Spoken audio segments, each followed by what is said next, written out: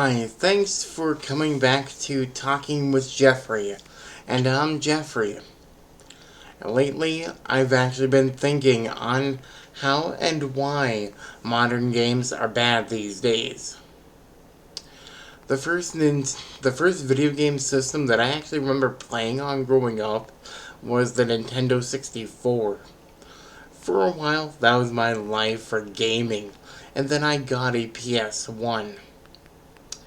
Didn't play much on the PS1, truthfully, but I did, however, play a ton of my early childhood on the N64 with a variety of great games. I know that we have all played a ton of great games on the N64, but for those that haven't, I am sorry. You missed out on some great games. Why do I see modern gaming as bad? Especially with modern games? Well, since the launch of the PS3 and the Xbox 360 to the current realm of gaming, you pretty much need an internet connection to install such a basic game. When you go into the store, there's like hardly anything in the electronics department for video games unless you go to a used video game retailer like GameStop. Most, or if not all, games are pretty much digital these days, and digital game purchases were often the cheaper option if you didn't want to buy brand new. These days, a developer and the digital marketplace, they can pull the listed games online for any reason, and you'd lose access to such games. I'm also referring to Steam, Epic Games, the PlayStation Store, Xbox Marketplace, and many others as well. Back in the day, we didn't need to have an internet connection to insert the game disc and then install the game. The game was on the disc, and that we as the gamer consumer actually owned after buying. On systems like the PS1 and 2, the Dreamcast, GameCube, Wii, the original Xbox, and much older systems, you just inserted the disc or cartridge and boom, there's your game. When it comes to gaming these days, instead of the whole console war type of thing, which I actually do kind of miss for more of the comedic effects, we have the PC versus console style of war, where gamers are at a verbal war on which is better to play on.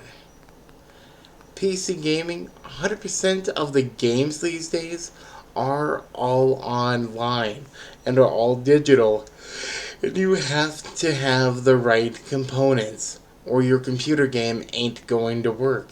And if it does, it will run terrible, and it will look bad. Growing up, I remember having computer games like Need for Speed Hot Pursuit, Railroad Tycoon, the Tonka series, etc. For PC gaming, to even look at the best PC pre-builds, you're looking at $1,000 to a few thousands of dollars to where it costs as much or even the same as a used vehicle. Console gaming costs anywhere, well, the gaming consoles themselves, they basically run anywhere between $400 to $800, depending on the system that you want. You can find older systems for like $40 to $200 on the private market for sales. Modern gaming? There's always the frequent update files that also take room in the system's SSD, to where if it's near full, you may need to actually have to make a tough call to uninstall the game that you may actually like in order for the update file to actually update. Plus, with modern gaming, you have to have a gaming subscription. Anyone remember when gaming on the PlayStation 3 back in those days when it was free and still is? I do. I gamed a ton back on those PS3 days. The PS subscription and Xbox, they aren't even worth it for the price.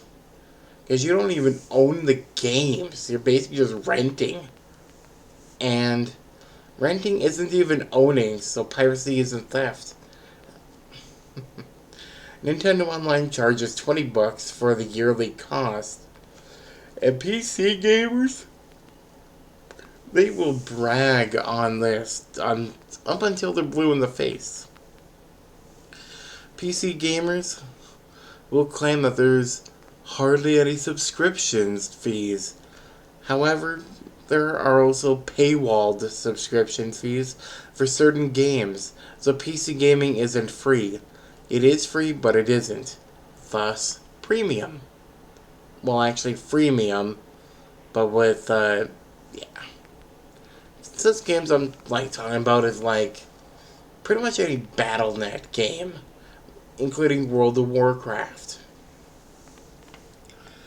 But, down in the comments, let me know what you think on the current state of modern gaming and the modern games. If you enjoyed, like and subscribe for more.